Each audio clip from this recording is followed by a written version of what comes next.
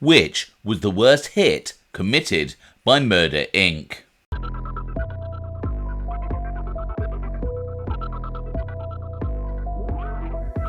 I'm James Gladwish and welcome to OC Shorts, bringing you detailed historical snapshots of the American Mafia and other organised crime.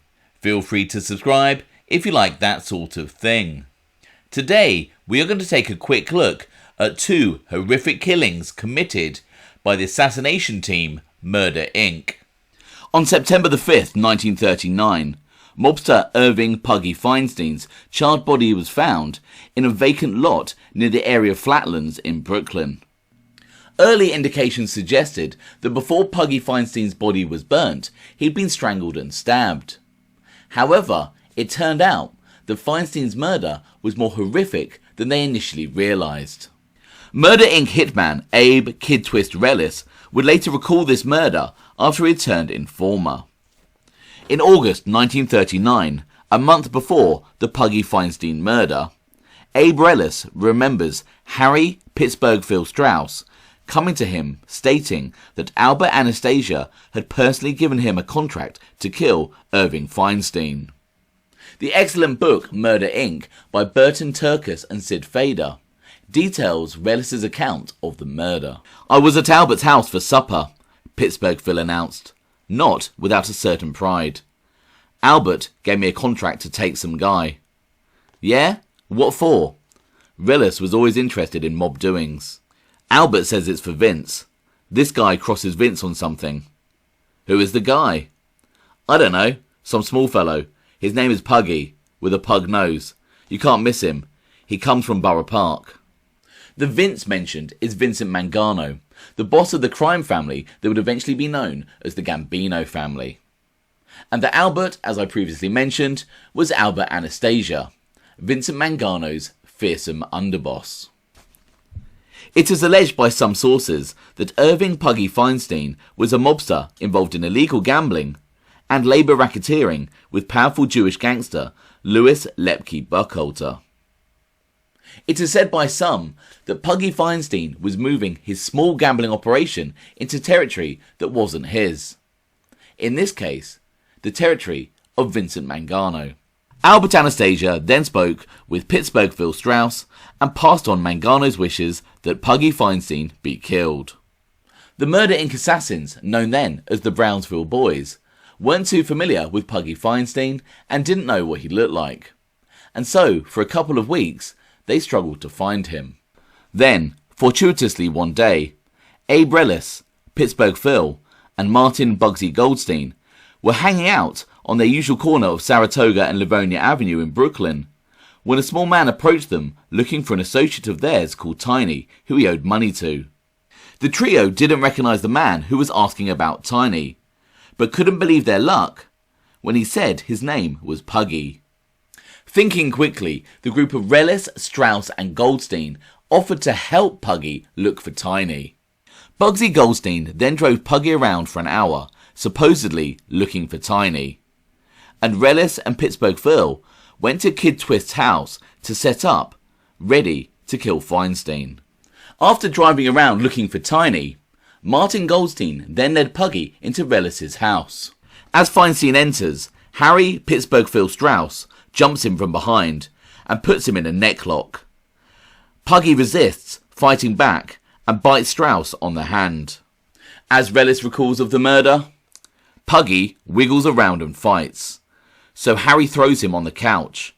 Puggy starts hollering, don't hit me, I got the money." I put the radio on a little louder because Puggy is making noise. I go for the rope. I go back over to the couch with it, and Harry is saying, "The bastard bit me in the hand." Harry is like lying over Puggy, so he should not move. Bugsy is hitting him to make him quiet, pounding him. I give Harry one end of the rope, and I hold the other end. Puggy is kicking and fighting. He is forcing his head down so he can't get the rope under his throat. Bugsy holds his head up so he can put the rope under. Then me and Harry exchange the ends, cross them so we can make a knot, a twist. Then we cross them once more. Then we rope around his throat again to make 2 loops. Bugsy gets Puggy by the feet, and me and Harry get him by the head. We put him down on the floor. He is kicking. Harry starts finishing tying him up. I'm turning him and Harry gets his feet tied up with the back of his neck. He ties him up like a little ball. His head is pushed down on his chest. His knees are folded up against his chest. His hands are in between. The rope is around his neck and under his feet. If he moves, the rope will tighten up around his throat more. So essentially, to summarise Reles' account, Pittsburgh Phil became so enraged after being bitten by Puggy that he tied him up in such a manner between his neck and his feet that whenever Puggy struggled, he would slowly tighten the rope around his own neck. Strauss, Reles and Goldstein could then stand back and watch as Puggy Feinstein's desperate moves resulted in strangling himself to death. And as Reles testified, Puggy Feinstein defecated on the floor as he died.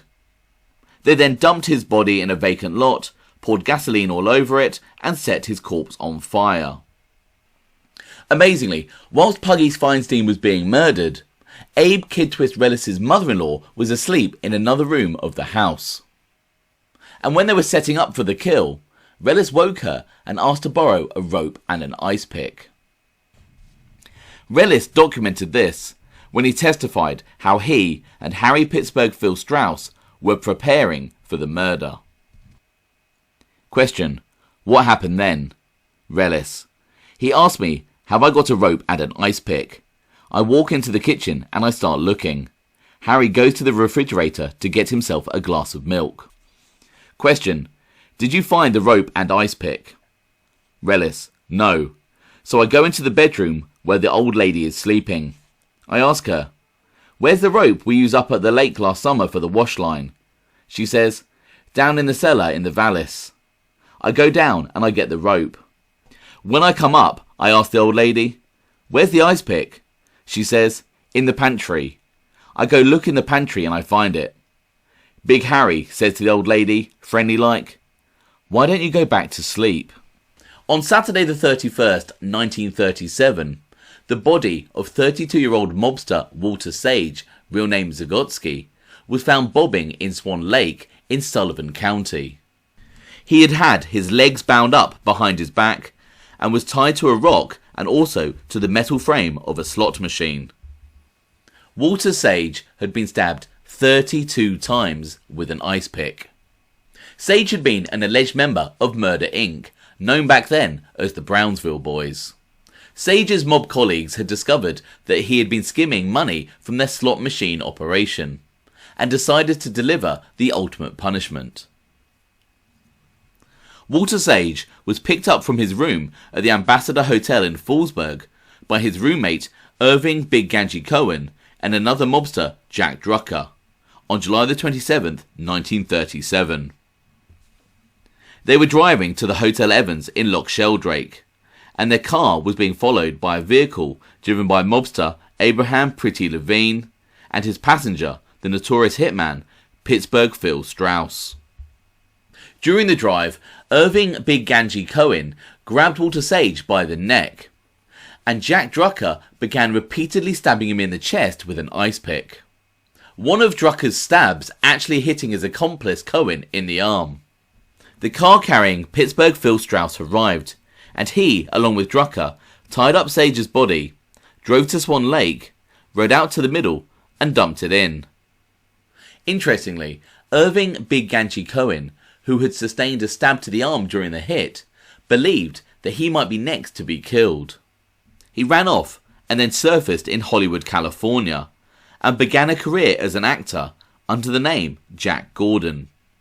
He appeared as an extra in a few films, but was spotted by law enforcement, and in 1940 was brought to trial in New York for the Walter Sage murder. In June that year, a jury acquitted Cohen of the charge. If you enter Walter Sage murder into Google, you will see the famous photo of his tied up corpse. In the comments below, let me know your thoughts on which of these two Murder Inc. killings was worse. I hope you found that interesting. Thanks for watching.